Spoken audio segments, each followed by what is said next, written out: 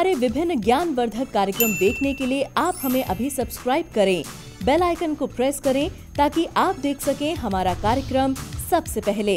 और अधिक जानकारी के लिए फेसबुक पेज को लाइक करना न भूलें। जय मां इंद्राक्षी।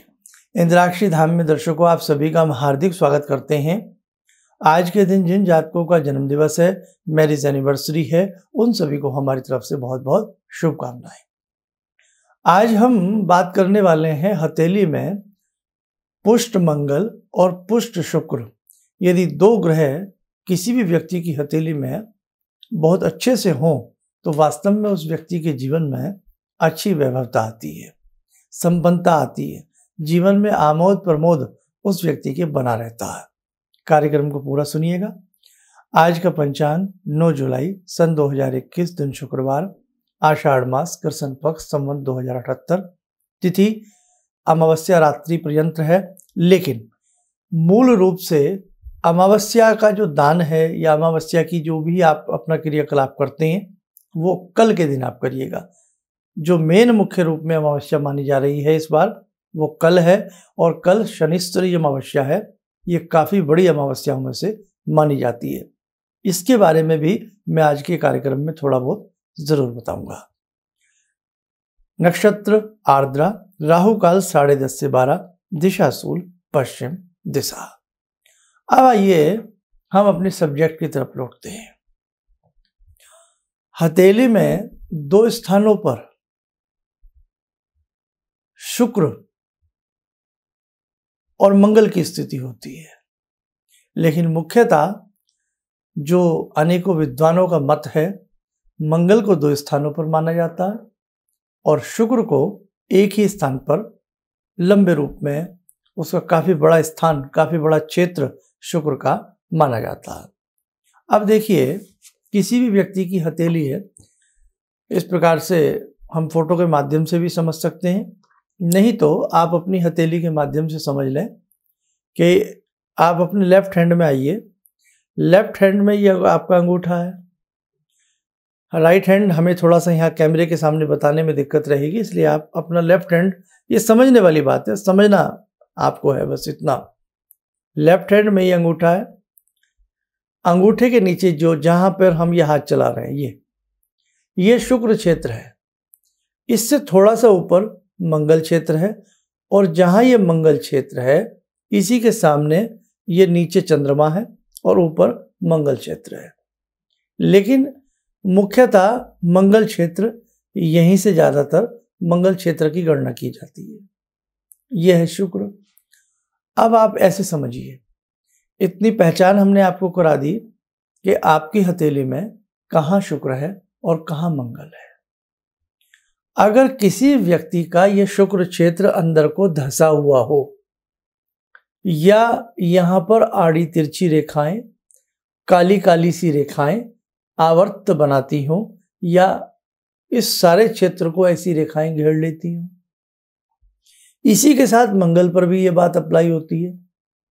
यदि मंगल ग्रह पर भी आपके इसी प्रकार की आकृति हो तो ऐसे व्यक्ति के जीवन में एक तो गुप्त रोग होने का उसे बहुत बड़ा खतरा रहता है, पाइल्स होने का खतरा रहता है, ब्लड से संबंधित बीमारी होने का खतरा रहता है,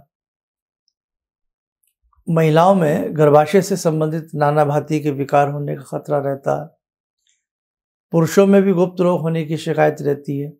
कई बार संतान ना हो पाने का कारण भी जर्जर शुक्र और जर्जर मंगल होते हैं, हथेली के हिसाब से बता रहे हैं।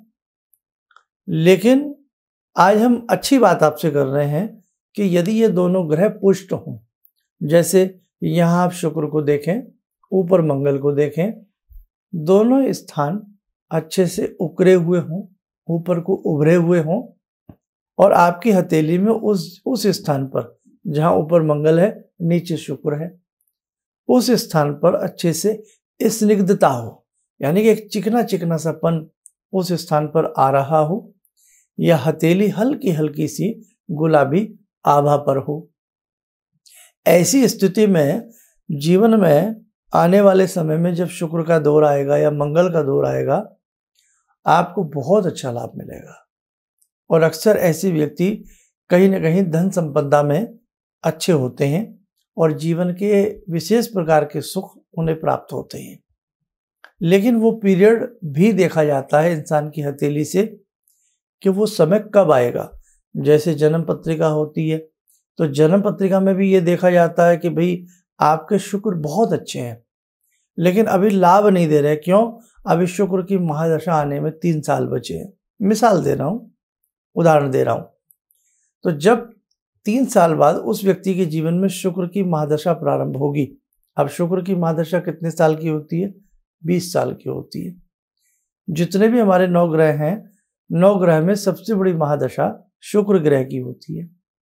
तो जैसे ही शुक्र ग्रह की महादशा प्रारंभ होगी और शुक्र में शुक्र रहेंगे उसको, तो वो व्यक्ति अपने जीवन में बहुत कुछ प्राप्त करेगा।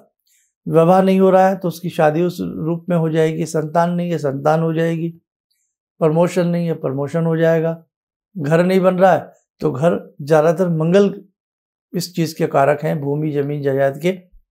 लेकिन शुक्र वैभवता देते हैं, संपन्नता देते हैं, जीवन का आनंद देते हैं। तो इसलिए ये भवन तक का भी सुख व्यक्ति को प्राप्त करा देते हैं, क्योंकि आनंद है ना भाई। अपने घर का आनंद तो 5 स्टार के आनंद को भी फीका कर देता है। अब ऐसे ही मंगल की स्थिति है कि जब मंगल की महादशा आएगी और मंगल की दशा में मंगल की ही अंतर्दशा चलेगी, या किसी मित्र ग्रह में मंगल की अंतर्दशा हो या शुक्र की अंतर्दशा हो, तो वो पीरियड भी उस व्यक्ति के लिए लाभकारी सिद्ध होगा। इसीलिए जो मर्मज्ञ एस्ट्रोलॉजर होते हैं वो आपको बता देते हैं भाई अभी देखो 1 साल का कष्ट रहेगा, 7 महीने का कष्ट रहेगा, 2 साल का कष्ट रहेगा। तो वो कष्ट तो हमें भुगतना पड़ता है। कई बार हमारे पास भी लोग कॉल करते हैं, जब बातें चीतें होती हैं तो बेचारे नर्वस भी हो जाते हैं जब हम कहते हैं कि अभी तो 1 साल लगेगा, 1.5 साल लगेगा। देखो ये गणित है। अब जो इसमें गणित आ रहा है हमें वो बताना पड़ता है। 2 और 2 कितने होते हैं? 4 होते हैं। मैं 6 कैसे बोल दूं? मैं कैसे कह दूं कि भाई आपको खुश करने के लिए कि हाँ भाई नहीं बस अब 10 दिन में आप उपाय कर लीजिएगा, 10 दिन में आप राजा बाबू बन जाएंगे, आपकी ज़िंदगी बदल जाएगी, 6 राशियों पर शुक्र मेहरबान होंगे, धन छप्पर फाड़ के आ जाएगा, बिना किए आ जाएगा। नहीं, ये नहीं होता। सिर्फ ज्योतिषाचार्य कोई भी हो वो एक गणित लगा सकता है। अगर वो आपको बिना मतलब खुश कर रहा है, प्रसन्न कर रहा है, तो फिर वो बात अच्छी नहीं होती है। डॉक्टर साहब के पास जाते हैं, अनुभवी जो डॉक्टर होते हैं वो हमें समझा देते हैं कि देखो आप सावधान रहना, ये अच्छा नहीं है और आपको पीड़ा हो सकती है, और होती भी है। ऑपरेशन करना पड़ सकता है, करना पड़ जाता है। और जिस डॉक्टर को नॉलेज ही नहीं है, वो चाहे कितना भी बड़ा हमारे शरीर के अंदर कोई खतरनाक रोग पनप रहा है, वो फिर भी कह देते हैं कि नहीं कुछ नहीं होगा। लेकिन पता लगता है 4-6 महीने बाद, करे हम तो अंधेरे में रहे साहब, हम क्यों उनसे मिले, किसी और से मिलना चाहिए था। तो बहुत बातें ऐसे ही ज्योतिष में भी होती हैं। आज मेरा कहने का आपसे तात्पर्य यही है, किसी भी जातक की जन्म पत्रिका में अगर शुक्र बिना आड़ी तिरछी रेखाओं से घिरे हैं, स्निग्ध हैं, साफ सुथरे हैं, ऐसे ही मंगल के ऊपर अच्छी चमक है, किसी भी प्रकार की ग्रिल, धब्बा, जाली, कुंदुक का निशान या कोई बड़ा सा लहसुन या सा चिन्ह इनके ऊपर नहीं बना है, या त्रिकोण, चतुर्भुज, सर्प आकृति, वृक्ष आकृति, कोई भी ऐसी चीज से आपका यदि शुक्र और मंगल मुक्त है, तो ध्यान रखें आपके जीवन में आमोद प्रमोद, धन धान्य की वृद्धि रहेगी, कोई उसे रोक नहीं सकता। कुछ चीजें तो विधाता लिख करके भेजते हैं। एक ही समय में हजारों लाखों बच्चे पैदा होते हैं, और हम हिंदू शास्त्र के हिसाब से, अपने धर्म के हिसाब से पूर्व जन्म में, पुनर्जन्म में बहुत सारी बातों में विश्वास रखते हैं। तो जब हजारों बच्चे एक ही नक्षत्र में पैदा हो रहे हैं, और कई बार 10-10, 20-20, 50-50 बच्चे एक ही हॉस्पिटल में भी होते हैं, आसपास के हॉस्पिटलों में होते हैं, एक शहर में होते हैं, लेकिन देखो कोई किसी घर में होता है, कोई किसी घर में होता है, कोई किसी घर में होता है, कोई बहुत बड़ा राजा बन जाता है, पैदा होते ही बहुत बड़ी विरासत का वो मालिक बन जाता है, और किसी के मुंह से दूध भी छिन जाता। तो ये अपना अपना भाग्य तो है कहीं ना कहीं, और भाग्य है हमारे कर्म से। पूर्व जन्म में हमने जैसे कर्म किए उसी हिसाब से हमें अगले जन्म की प्राप्ति होती है। और जैसे इस जन्म में हम कर्म करेंगे उसी हिसाब से हमारी गति होगी। तभी तो कहते हैं हमेशा कर्म अच्छा करना। तो इसलिए मेरे साधकों, आज मैंने यही बताया आपको, आपकी हथेली में यदि शुक्र और मंगल अच्छे हैं तो ये सुनिश्चित है कि आपके जीवन में आनंद आएगा। कई बार हमारी बेटियां, हमारी बच्चियां शादी होने के बाद प्रताड़ित होती हैं, परेशान होती हैं, तलाक हो जाता है, या पति से या परिवार से वो मान सम्मान नहीं मिलता। निश्चित तौर से जानिएगा कि शुक्र मंगल उनके कमजोर होते हैं। अब ये भी नहीं है कि शुक्र कमजोर है तो शुक्र मंत्र पढ़ें, मंगल कमजोर है तो मंगल का ही मंत्र पढ़ें। वहां पर भी कोई जो एस्ट्रोलॉजर होगा, जो अनुभव जिसको होगा, वो अपने हिसाब से आपको क्या उपाय दे, क्या मंत्र दे, बस आप श्रद्धा से करिए। आपके सिर में दर्द है, सिर दर्द की दवाई तो आप भी जानते हैं, लेकिन जब अच्छे डॉक्टर से मिलते हैं तो वो दवाई थोड़ी लिखेगा जो आप जानते हैं। कई बार ऐसा हो जाता, नहीं तो वो अपने अनुभव के आधार पर टैबलेट देते हैं, कई बार नहीं भी देते हैं। अब उस सर में दर्द है, क्या पता पेट में गैस इतनी बन रही है जिसकी वजह से सर में दर्द है, क्या पता कोई चेकअप कराना पड़े। तो वही वाली बात है कि आप कभी मत समझना अगर आपके मंगल कमजोर है या चंद्र कमजोर है तो हमें उसी ग्रह का मंत्र पढ़ना चाहिए। बहुत तरीके हैं ज्योतिष में भाग्य को संवारने के और जीवन को आनंदमय बनाने के। आइए दर्शकों, इस समय हो चला है आज की ध्यान साधना का। जुड़ते हैं भगवान श्री कृष्ण से और उसके बाद हम कल जैसे शनैश्चरी अमावस्या है इसके बारे में कुछ आपको बताना चाहेंगे।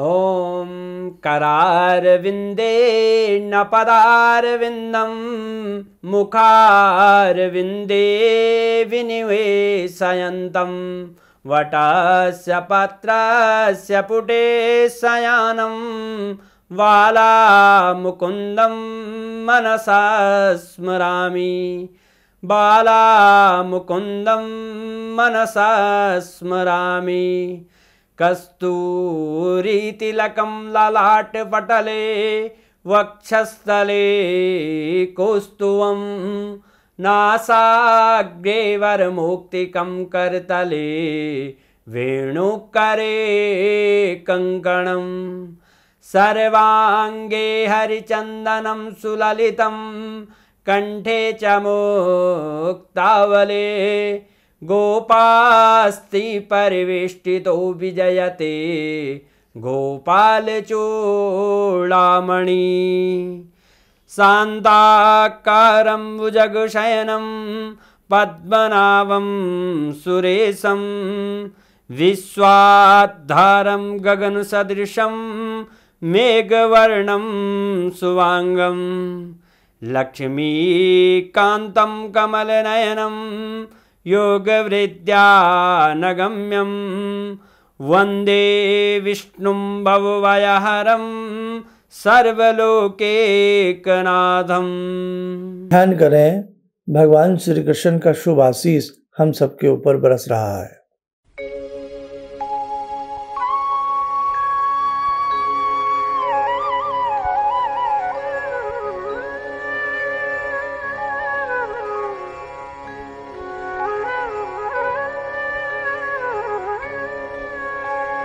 ओम बोलते हुए नेत्र खोलें, सामान्य हो जाए। बहुत सारी ऐसी चीजें हैं जो जीवन में यदि हम बारीकी से, गंभीरता से करें तो हम अपने जीवन को संवार सकते हैं। उसी में से एक रास्ता है ज्योतिष विद्या। अगर इसको आप अपनाते हैं तो वास्तव में आपके जीवन में कहीं ना कहीं, या मंत्र साधना से जुड़ते हैं, गुरु साधना से जुड़ते हैं, जीवन में अभाव नहीं रहेगा। आप चिंता ना करें। कल वैसे तो अमावस्या आज भी है, लेकिन माननीय जो अमावस्या है वो कल की है। आप जो भी कुछ पितरों के निमित्त, हालांकि कल सुबह सुबह अमावस्या रहेगी करीब 6:45 बजे तक, कहने का भाव, लेकिन आपने कोई भी दान पुण्य करना है, कुछ भी करना है तो आप कल 12 बजे तक आराम से कर सकते हैं। और अमावस्या का जो भी निकालते हैं, भोजन वगैरह जो भी आप करते हैं, वो कल ही उस चीज़ को करें, क्योंकि कल शनिश्चरी अमावस्या है और ये काफ़ी बड़ी अमावस्या में से होती है। इसमें बस आज तो मेरा बताने का यही फर्ज है कि कल है शनिश्चरी अमावस्या, कल मनाएं, आज नहीं। और क्या क्या हमें उसमें करना चाहिए वो मैं कल सुबह भी आपको बता दूंगा। और बाकी जो आप अपना रेगुलर वे में अमावस्या में भोजन निकालना, सूखा अनाज या अन्न देना, जो भी आप करते हैं वो आप कल कर सकते हैं। समय हो चला है, बस आज यहीं पर अपनी बात को पूर्ण करते हैं। जय मां इंद्राक्षी। मुझे ये अंदर से विश्वास हो रहा था कि जो चीज़ 2-3 मैं ढूंढ रही हूँ, क्योंकि थोड़ी बहुत मैं भी भगवान में आस्था रखती हूँ, तो मैं ये सोची थी कि मुझे वो चीज़ें मिल जाएंगी। और रियली मुझे आज यहाँ बैठ के ऐसा लगा, जो आपने 2-3 चीज़ें करने के लिए बताई हैं, कि शायद मेरी समस्याओं का हल शुरू हो गया आज से। किसी भी समस्या के समाधान के लिए मिले प्रसिद्ध हस्तरेखा एवं वास्तु विशेषज्ञ प्रोफेसर धर्मेंद्र शर्मा जी से। नोट: शिविर में भाग लेने हेतु एवं व्यक्तिगत रूप से मिलने के लिए कॉल करने का समय सुबह 10 बजे से शाम 6 बजे तक। हमारे विभिन्न ज्ञानवर्धक कार्यक्रम देखने के लिए आप हमें अभी सब्सक्राइब करें, बेल आइकन को प्रेस करें ताकि आप देख सकें हमारा कार्यक्रम सबसे पहले। और अधिक जानकारी के लिए फेसबुक पेज को लाइक करना न भूलें।